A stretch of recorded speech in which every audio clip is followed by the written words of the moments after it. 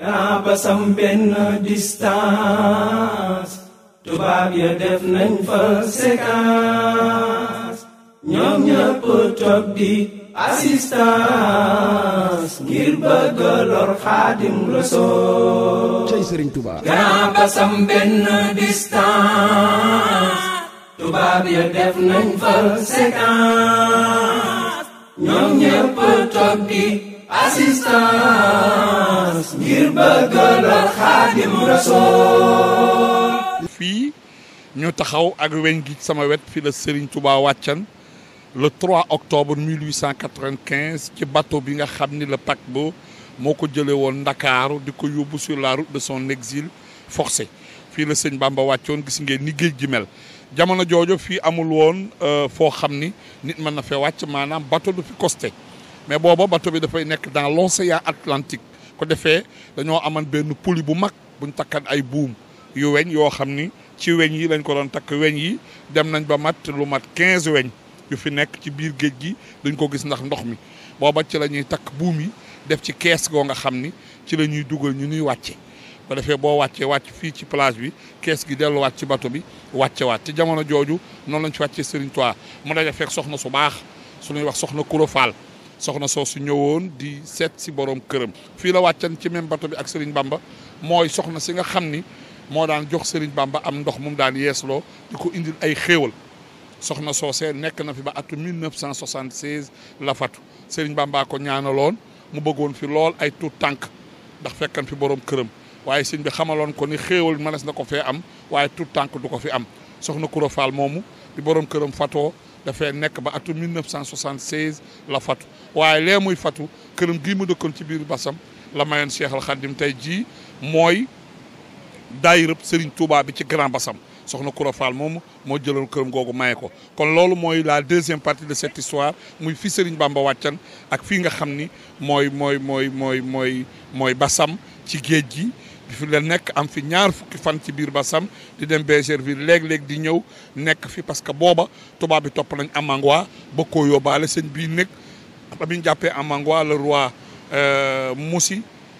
ci lañ ko yóbboo nag ci la sëñ Bamba jàllee Gabon xam naa l'histoire va continuer. lii rek doy na prudence. Bamba seen yéene mooy xañ la cadence. sëñ Bamba océan bële ku ñu fa relance.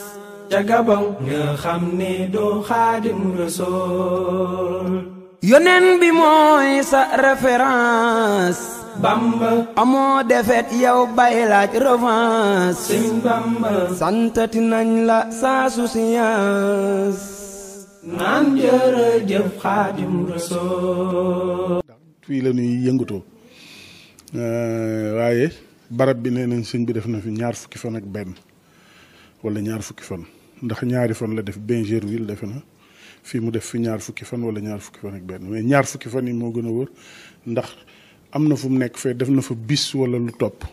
am na soxna su ko fa daan jox yóbbul ndox mu di fa jëfandikoo waaye fii moom denc nañ ko fi lu wérte wóor mooy fii moom mos na fee nekk na fee yat gënoon na fee gàtt nag ndax nit xaju fi dañ ko defaraat pour def ko ay bureau nii. yaa basam benn distance tubaab ya def nañ fa séquence ñoom ñëpp toog di assistance ngir bëgg lor Xaadim Rasuul. cey Sëriñ Tuuba yaa basam benn distance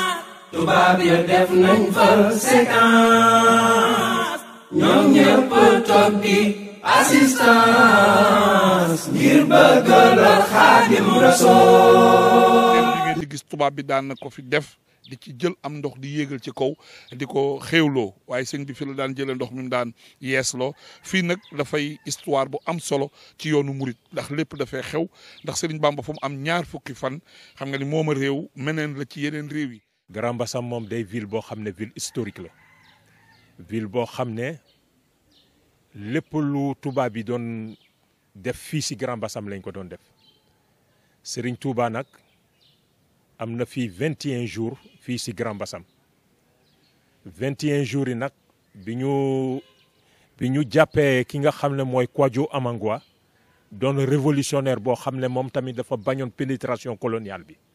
daf ko bañoon di xeex ak tubaab yi di ko dàq si àll bi ba jàpp ko looloo waroon gaal gi yëpp sëñ bi escale Grand Bassam pendant 21 jours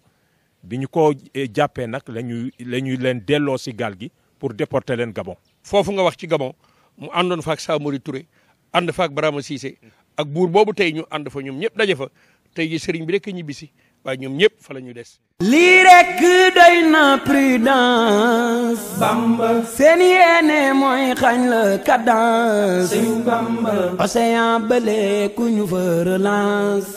ca Gabon nga xam ne doo Xaadim Rasool. yonen bi mooy sa référence. Bamba amoo defet yow bay laaj revanche. Sëñ Bamba santati nañ la sa souciance.